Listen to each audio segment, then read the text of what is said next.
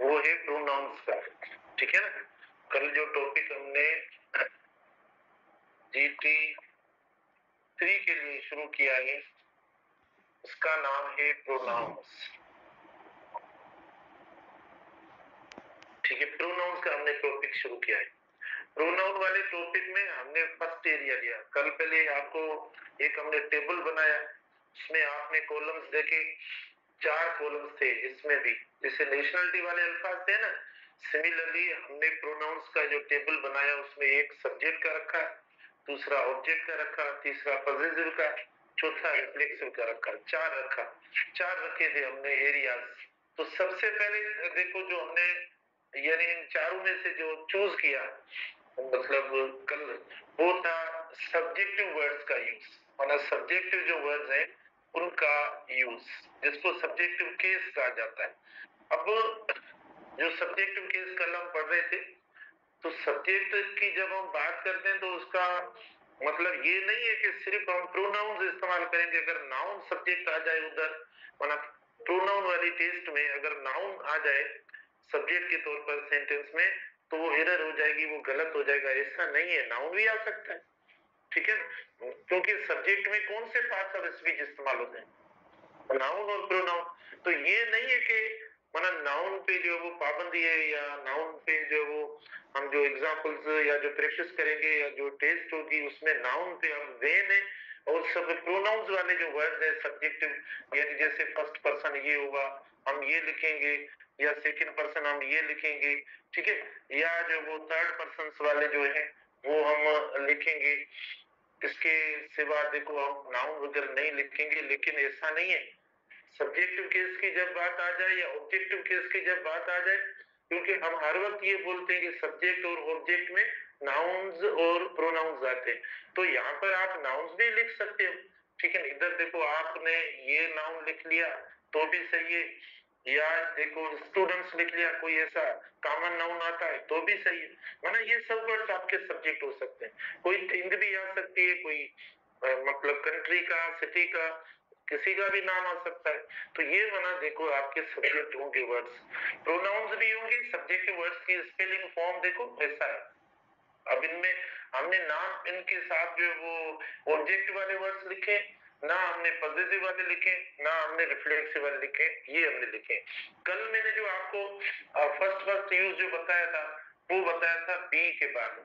मतलब बी जो है ना, वैसे वर्ब के बाद हम ऑब्जेक्ट इस्तेमाल करते हैं। वर्ब के बाद क्या इस्तेमाल करते हैं, आपने खुद ने छोटी क्लासेस में पढ़ा होगा ना। ठीक है ना, यानी आपने पढ़ा होगा सब्जेक्ट प्लस वर्ब, फिर क्या, फिर ऑब्जेक्ट हम पढ़ते हैं। ठीक है ना, वर्ब के बाद ऑब्जेक्ट। लेकिन ये कौन सा वर्ब है जिसके बाद, मतलब ये कौन सा वर्ब है, बी का भी तो वर्ब है, बी भी वर्ब है। ये मैं जो आपको बता रहा था कि हम इट इस्तेमाल करेंगे प्लस बी का वर्ब इस्तेमाल करेंगे, फिर बी के बाद देखो हमने कहा सब्जेक्ट इस्तेमाल करें, मतलब सब्जेक्टिव केस इस्तेमाल करें, वर्ड ये इस्तेमाल करें। ठीक है, ये वाली स्ट्रक्चर दी थी। और प्लस डेट आपको दिया था, मैंने कहा ये लेस इंपॉर्टेंट है, और हु जो है वो क्या है, माना ये फॉर्मल है और ज्यादा ये इस्तेमाल होता है, फिर हम जो है वो वर्ब इस्तेमाल करेंगे। तो इसका आसान तरीका ये था कि ये वर्ब जो ये वर्ब किसके साथ होना चाहिए। तो आपको करना क्या है, इसके ऊपर लकीर लगानी है बस। जब भी हल करो ऐसे खत्म करो। खत्म करने से क्या होगा, सब्जेक्ट और वर्ब आपस में जो है वो क्लोज हो जाएंगे, आपस में पता पर आइडेंटिफाई कर पाएंगे हम कि सब्जेक्ट एक्चुअली कौन सा है, उसको देखकर हम वर्ब लगाएं। कई स्टूडेंट्स है ना, क्योंकि बीच में मना ये वो वाला वर्ड दीवार की तरह आ जाता है, तो ये मना समझते हैं कि ये सब्जेक्ट है और ये वर्ब है, तो वो को हर वक्त हम कंसीडर करते हैं कि ये सिंगुलर है। नहीं, ये रिलेटिव प्रोनाउन है। आपका सब्जेक्ट जैसा भी होगा उसके साथ तो ये लग रहा है।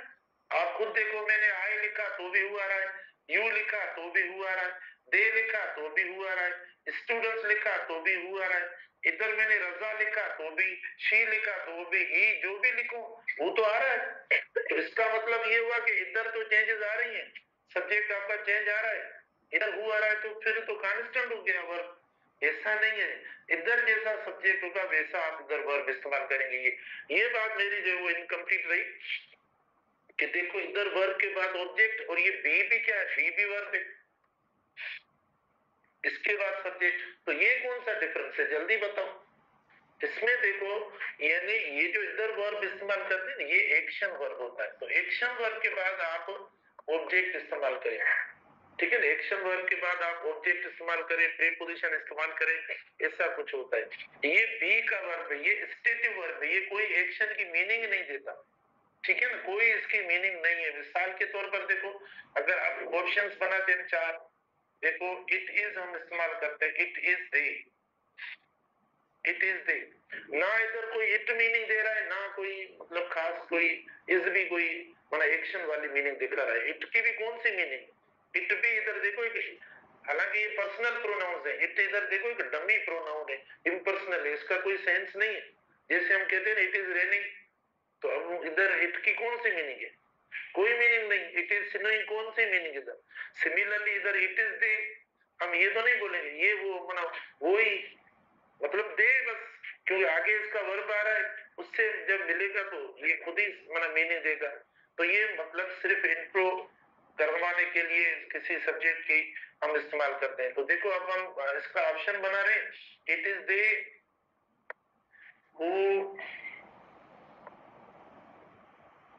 हु स्पीक,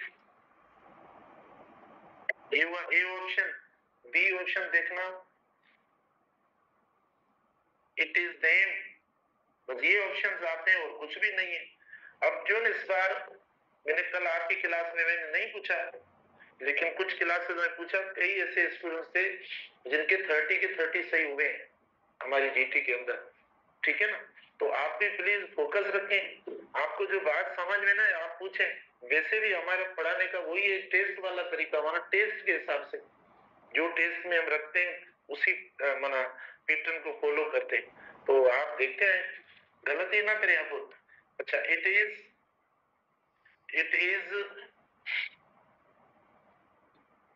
themselves, देखो who speak, ये बात सी ऑप्शन और डी ऑप्शन देखो सेम हम इस्तेमाल करते हैं।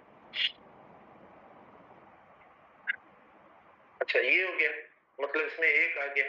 तो अब आप क्या करें, जैसे मैंने कहा हल करने का तरीका ये, मतलब हल करने का तरीका ये, काफी खराब नहीं होगी, कोई मसला नहीं, जो होगा टेस्ट वाली कापी उसके ऊपर लकीर लगा देना। आपने लगा दी लकीर वो के ऊपर, आपको सामने क्या आ गया, अब इधर आया वर्ब और क्या आया फिर ये है सब्जेक्ट।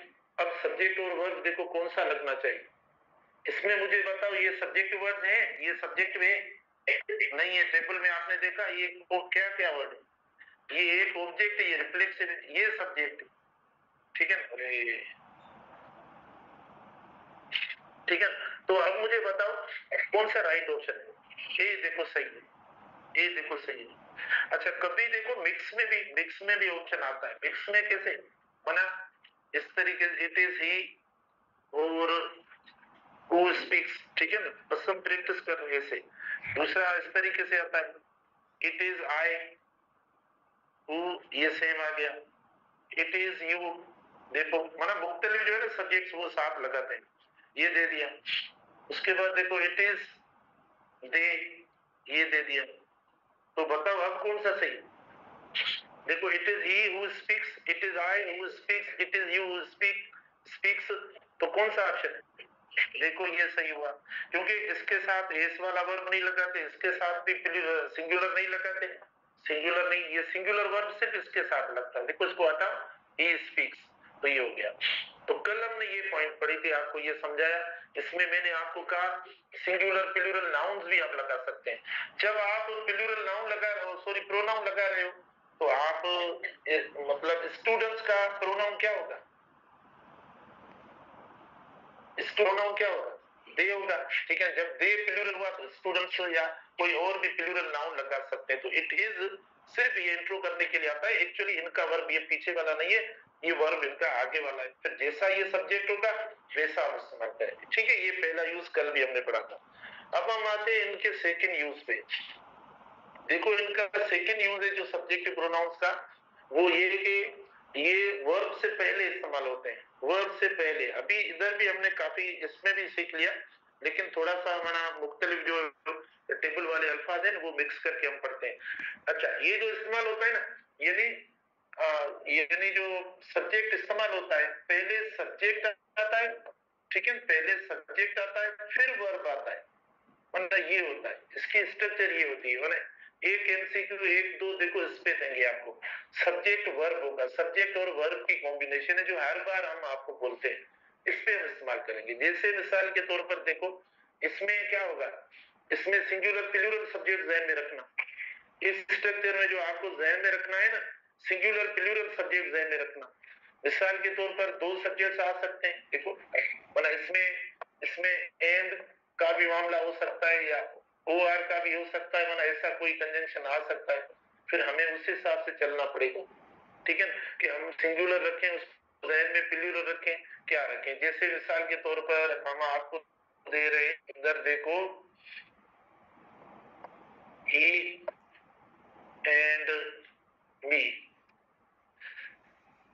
देखो, always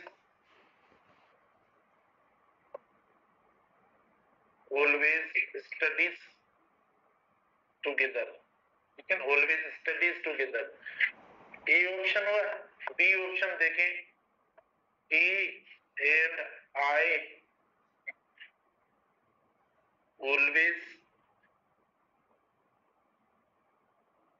always studies together। C option हुआ, me and he always study together, ठीक है। डी ऑप्शन देखें, myself and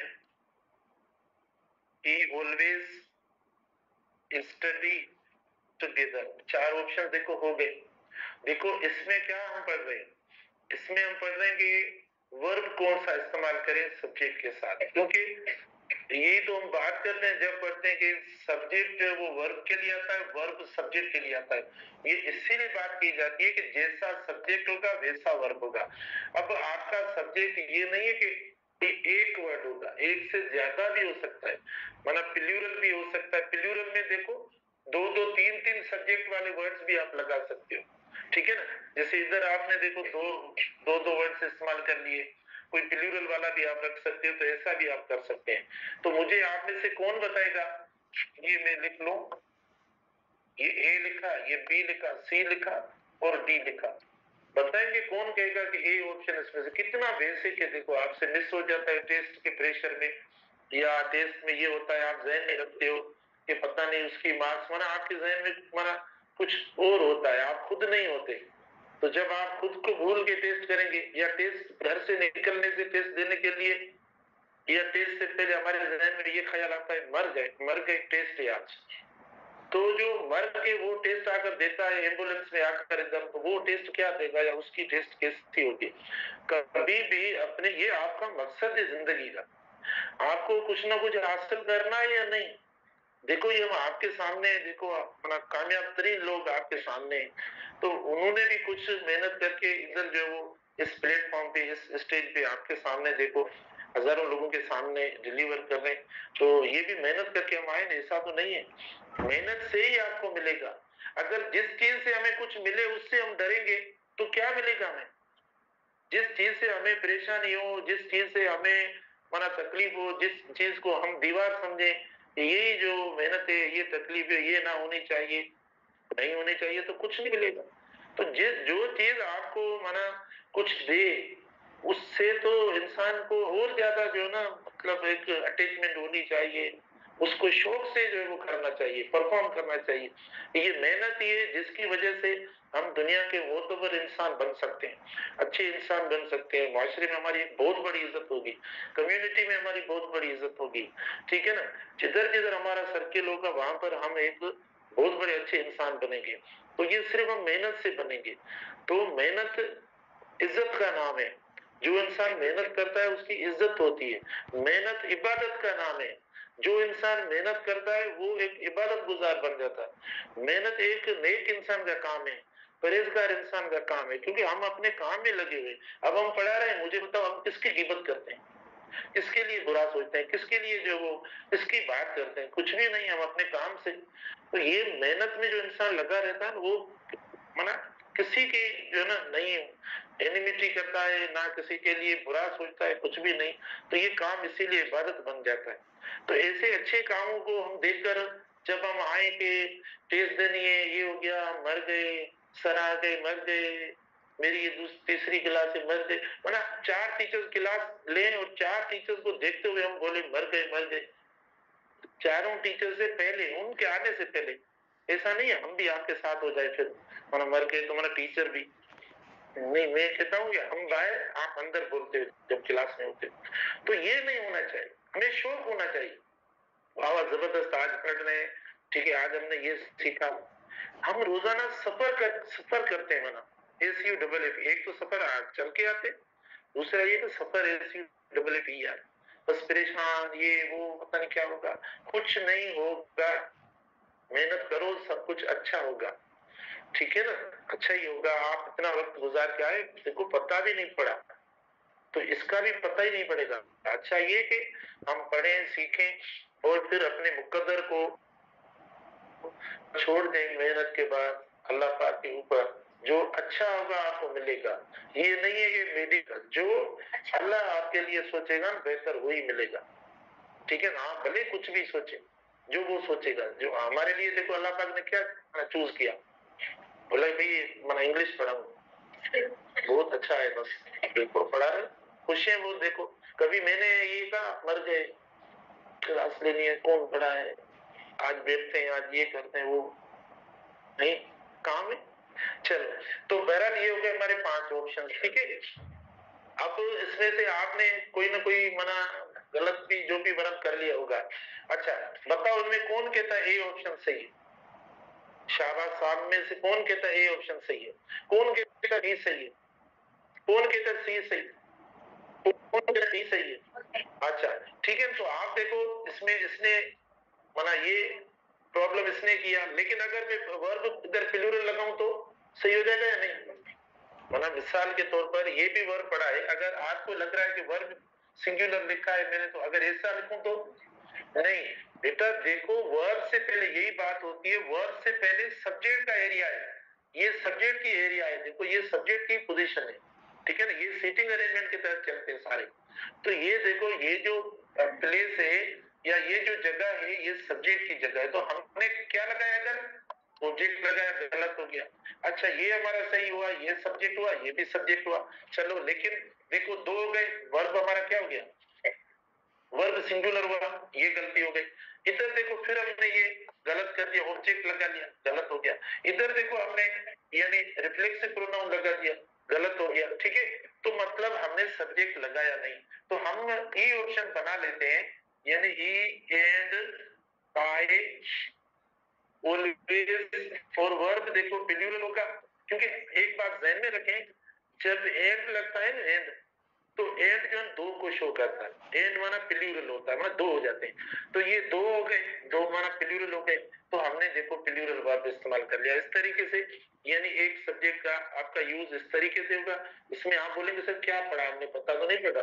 देखो बेटा मैं इस सेंटेंस में आपको सब्जेक्ट के साथ मुख्तलिफ जो हमने टेबल बनाई ना, उसमें जो मुख्तलिफ वर्ड है वो हम रखेंगे, यानी ऑब्जेक्टिव वाला वर्ड रखेंगे, या रिफ्लेक्सिव वाला वर्ड रखेंगे, या पॉजिटिव वाला वर्ड रखेंगे, या इधर जो होगा इसमें देखो इसमें जो सब्जेक्ट वर्ब है, इसमें वर्ब यानी जो वो प्लूरल लग रहा होगा तो सिंगुलर लगाएंगे क्या, कुछ मतलब इस तरीके से देंगे, या वर्ब मिसिंग होगा, कुछ ऐसी बात होगी वो हम देखेंगे। इसमें सब्जेक्ट वर्ब में ये होगा, सब्जेक्ट वर्ब में आपका एमसीक्यू क्या होगा, यानी सब्जेक्ट के साथ जो वर्ड सब्जेक्ट में नहीं है वो रखेंगे, एक बात। दूसरी ये कि जो वर्ब उनके साथ नहीं लग रहा होगा वो वर्ब रखेंगे। तो 2 बातें इधर नोट करो, ठीक है ना। इस एमसीक्यू में 2 बातें जो हैं वो होंगी, जो आपने खुद ने देखा कि चारों ऑप्शन गलत हो गए, ई ऑप्शन देखो आपका सही हुआ, क्योंकि ये भी सब्जेक्ट, ये भी सब्जेक्ट और ये भी, और हम कंजंक्शन एंड जो है वो लगा दें। अब आप बोलेंगे सर कंजंक्शन तो आपने हमें दिया है, उसके बाद बी पे हम आते हैं,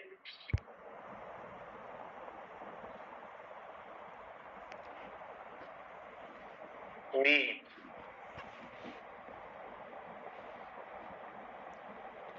बी ऑप्शन हुआ।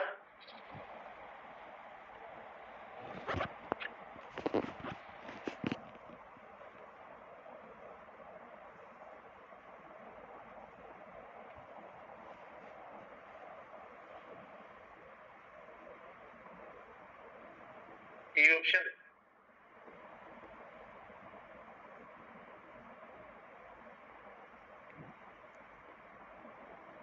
तो ये मतलब समझ जाते हैं, अल्फाज लिखे बराबर वाले निशानी, ठीक है। अब देखो कुछ मसला हो तो बोले।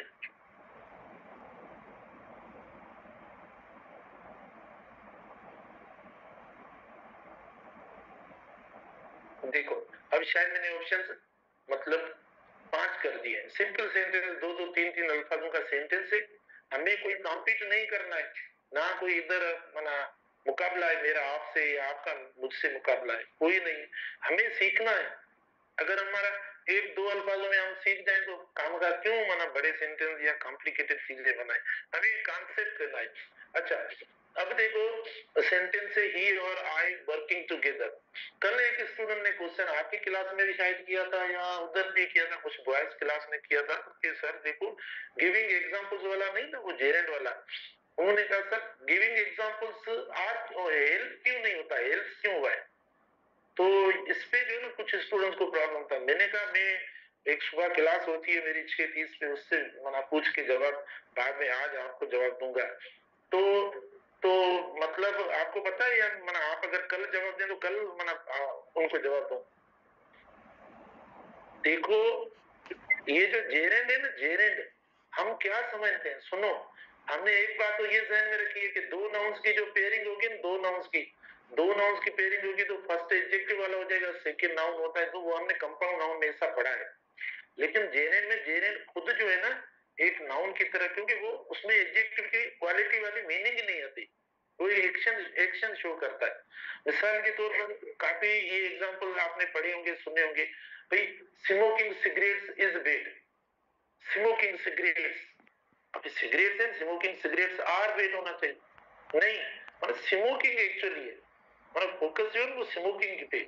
तो स्मोकिंग सिगरेट्स इज बैड ना कि आर, क्योंकि स्मोकिंग जेरेंड है तो हमारा वर्ब जेरेंड के साथ जाकर लगेगा। या मतलब देखो packing suit cases, packing suit cases, हम जब यूनिवर्सिटी जाएंगे ना, जब वापस आएंगे तो आपको पता है कि भाई अब 3 दिन के लिए यूनिवर्सिटी बंद है, तो आप पैकिंग करेंगे अपने सामान की, सूट केसेस वगैरह, आपके भी घर जा रहे हैं 3-4 दिन छुट्टी है, तब आपको ये जेरेंट का पता पड़ेगा, अभी आपको पता नहीं पड़ा। तो पैकिंग सूट केसेस, ठीक है। तो भले सूट केसेस आ गया लेकिन आप वर्ब इस्तेमाल करेंगे इज वॉज या हेज, ठीक है ना, क्योंकि जेरेंट के साथ होगा, भले अगला नाउन आपका प्लूरल हो जाए। चलो ये कल इधर भी किसी ने पूछा था शायद, या उधर भी पूछा था, कौन कहता है ए सही है, ई और आई वर्किंग टुगेदर, शाबाश, बताओ बताओ बताओ शाबाश। देखो ये गलत हो गया, ये क्यों गलत हो गया, देखो यहाँ पर ये गलत इसीलिए हुआ क्योंकि वर्ब मिसिंग है, यहाँ पर वर्ब क्या है, वर्ब मिसिंग है। देखो ये वर्ब मिसिंग है, यानी ही और आई वर्किंग टुगेदर होगा नहीं जब तक आप कोई माना हेल्पिंग वर्ब नहीं देंगे। तो हेल्पिंग सब्जेक्ट के बाद माना इसको हेल्पिंग वर्ब की जरूरत है, वो तो आपने दिया नहीं, आपने वर्किंग लिख लिया सीधा तो गलत हो गया, वर्ब मिसिंग है। देखो तो देख लो ये चीजें सारी, माना ये मतलब अच्छा बी में देखो ही और मी इज वर्किंग, ठीक है इज वर्किंग, अब तो आ गया, वर्ब मिस नहीं हुआ, हमने वर्ब दे दिया। लेकिन आप देखो हमने दिया है ऑब्जेक्ट को वर्ब, ऑब्जेक्ट साथ लगा दिया, ठीक है ना, क्योंकि ये वर्ब वर्ब से पहले जो लेफ्ट साइड है, देखो ये है लेफ्ट साइड, इसको कहते हैं लेफ्ट साइड, और ये है राइट साइड आर एस, आपने ये छोटे छोटे टर्म्स पढ़े भी फिजिक्स या किसमें, ठीक है। तो ये लेफ्ट साइड जो होती है वो सब्जेक्ट की होती है, और राइट साइड जो होती है वो वर्ब की होती है। आप बोलेंगे सर हमें पता नहीं पड़ा, लेफ्ट राइट पता नहीं, तो इंग्लिश आप कहां से लिखना शुरू करते हैं, किस साइड से, राइट साइड से या लेफ्ट साइड से, लेफ्ट साइड से करते हैं। देखो इंग्लिश हम यहाँ से लिखते हैं, वैसे भी देखो मैं इधर खड़ा होता हूँ, बाकी टीचर इधर खड़े होते हैं, अगर फिर भी समझ में ना आए तो आप ये आज समझ लेना। तो देखो हमारा सब्जेक्ट लेफ्ट साइड पे चला जाता है और वर्ब राइट साइड पे आता है, ठीक है।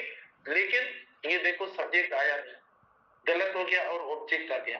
और ऑब्जेक्ट की जो पोजीशन होती है वो भी वर्ब के बाद होती है, राइट साइड पे होती है, तो वो भी नहीं है, ये भी गलत हो गया। अच्छा, उसके बाद सी पे आते हैं, ये जाकर हमने सही किया है। देखो ये सब्जेक्ट हुआ, सब्जेक्ट हो गया, ठीक है। दो सब्जेक्ट जैसे हमने पहले पढ़ा, एंड के साथ हमने लगा आई और ही आर वर्किंग टुगेदर, सही है। क्यों, इसमें कौन सी गलत है? हाँ देखो ये भी गलत है, क्योंकि जब ओ आर या नोर, सुनो, जब ओ आर और नोर लगे तो सेकंड जो होगा ना, सेकंड माना जो लास्ट वर्ड होगा, जो लास्ट सब्जेक्ट होगा, आपका वर्ब उसके साथ लगेगा, ठीक है ना। यानी ओ आर या नोर आए तो मतलब आपका सेकंड जो होगा आपको उसके मुताबिक चलना पड़ेगा। आपको याद होगा, आप सब बैठे हैं क्लास के अंदर, तकरीबन कोई कुछ स्टूडेंट छोड़कर जो अभी एंट्री टेस्ट ले रहे हैं, बाकियों को मैंने कोरिलेटिव में इस टॉपिक को अच्छे नमूने से आपको पढ़ाया है। कोरिलेटिव कंजंक्शंस है, उसमें मैंने ये टॉपिक पढ़ाया है आपको। तो देखो इसमें हम इसको देखेंगे तो क्या है, सिंगुलर पढ़ा है हमने, ये लगा लिया, गलत होगा नहीं, ठीक है। वैसे भी तरतीब तो वो फिर बाद में बात करते हैं। डी पे हम आते हैं, चेंज कर दिया हमने आई, तो भी नहीं होगा भाई, कोई एक होगा, एक जो भी सेकंड होगा उसको हम देखकर इस्तेमाल करेंगे। ई ऑप्शन को देखें, ई और आई एम वर्किंग, देखो बताओ, शाबाश, अब तो सही है ना, ये ही और आई एम वर्किंग टुगेदर, सही है, इसके शक है। अब मैंने इतना एक्सप्लेन किया है कि जो सही है उस पे भी आपको शक हो जाता है, तो इतनी एक्सप्लेनेशन मेरे ख्याल में नहीं देनी चाहिए। ये सही है, इसमें कौन सी एरर है, ठीक है ना। ये हुआ आपका एक सब्जेक्ट, ये दूसरा मैंने कहा जो लास्ट होगा उसके साथ वर्ब लगाएंगे, तो आई के साथ एम लगाएंगे, नहीं लगा दिया, वर्किंग ये वगैरह लगा दिया, ये हमने इस्तेमाल कर लिया, तो ये हुआ।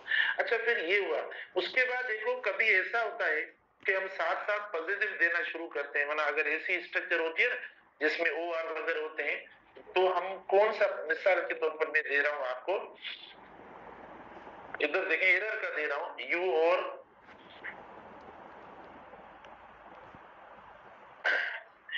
पता नहीं हेव लिखूं या हेज लिखूं,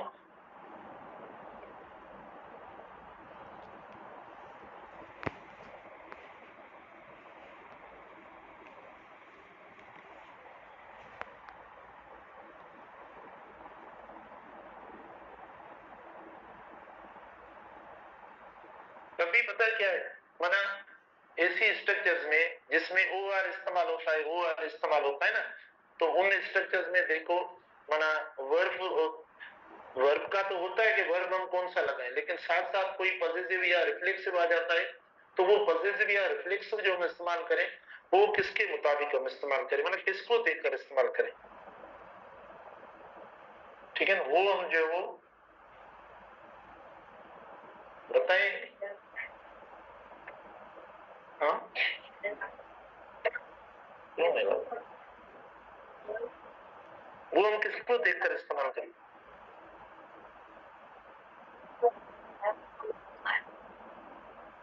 देखो जैसे ये हुआ, यू आर आई हैड या हैज, अरे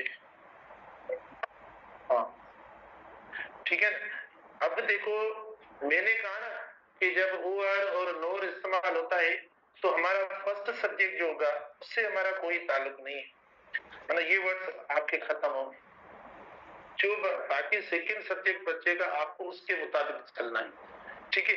अब आपने आई लगा दिया, ए भी लगा दिया, इसको हटा दिया, बिल्कुल आप ये इस्तेमाल करेंगे क्योंकि आपका सब्जेक्ट ये, तो ये ज़हन में रखो, ठीक है ना, आपको मतलब हाँ। अच्छा देखो बहुत अच्छा क्वेश्चन इन्होंने किया है, पहले इसको खत्म करें, ये क्यों नहीं चल रहा है, इन्होंने बहुत अच्छा क्वेश्चन किया है, इसका जवाब कौन देगा, दो, इनका क्वेश्चन है कि जब हम दो या तीन देखो प्रोनाउंस या नाउन्स एक साथ इस्तेमाल करते हैं तो हम देखते हैं उस तरतीब को, माना फिर यानी जो सबसे मतलब छोटा होता है, ठीक है, उसको कंसीडर किया जाता है। आपको याद होगा मैंने पॉजिटिव में तीन तीन ये पॉजिटिव जो होता है इसको हम देखेंगे। मतलब फिर सबसे पहले छोटा वर्ड, छोटा माना फर्स्ट होता है छोटा, फिर सेकंड को, फिर थर्ड को, इस तरीके से। लेकिन वो एंड वाली स्ट्रक्चर्स में, जब वो एंड में हो, ठीक है ना, हम तब इस्तेमाल करते हैं। लेकिन अभी क्या है, अभी तो माना एंड वाली बात ही नहीं है। देखो ये तो हमने काट लिए ना, देखो इसीलिए मैंने काट दिए। मैंने कहा ये है नहीं, जैसा जब ओ आर या नॉर आता है ना, इसका मतलब ये है नहीं, इसका मतलब आपके पास सिर्फ बचा है एक जाकर। तो जब एक ही बचा है तो आप उसके मुताबिक इस्तेमाल करेंगे, ना कि ये तो अभी एक्सक्लूड हो गया, ठीक है ना, ये मतलब एक्सक्लूड हो गया इस स्ट्रक्चर में से। जब स्ट्रक्चर में एक्सक्लूड हो गया तो आपके पास जो बचा ये होगा। समझ में आ रहा है? क्वेश्चन भले करें, अगर आपको कोई बात समझ में नहीं आ रही। अच्छा, नोर भी इसी तरीके से होगा, आप नोर जो है ना इसी तरीके से इस्तेमाल करेंगे। नोर में देखना,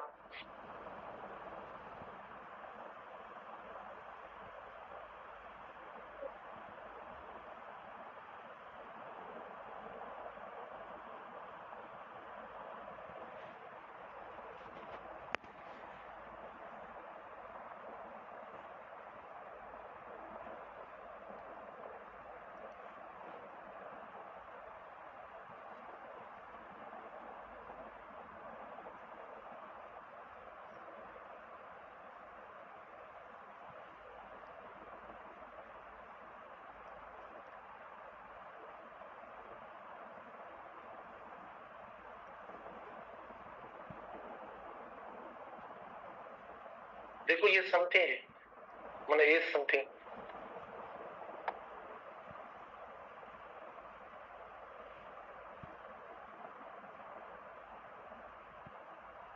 बताओ, either you or they wants to discuss something with us, ठीक है ना। अच्छा, अब आप देखो, either you or they wants to discuss something with us। तो अब हमारे पास पहले तो हमें मतलब ये देखना है, देखो हमने ये इस्तेमाल कर लिया, ये हुआ सेकंड पर्सन, और ये देखो हो गया थर्ड पर्सन। अच्छा, तरतीब के लिहाज से भी हम अब मना जो स्टार्ट करेंगे, कल पढ़ेंगे, वो हम पढ़ेंगे ऑर्डर ऑफ प्रोनाउंस, ठीक है ना, अभी तक हमने नहीं पढ़ा। अच्छा, अब इसमें कौन सी एरर हो गई?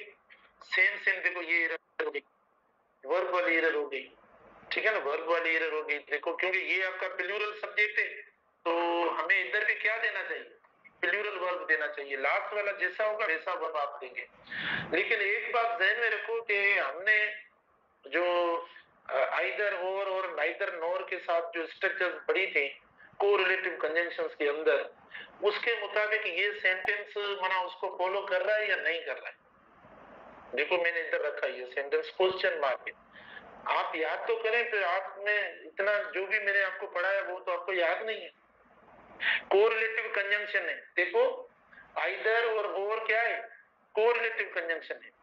तो आप जो यानी आइदर के साथ इस्तेमाल करें, आइदर के साथ जो इस्तेमाल करें वो ओ आर के साथ भी इस्तेमाल करें तो सही होगा, नहीं तो गलत होगा।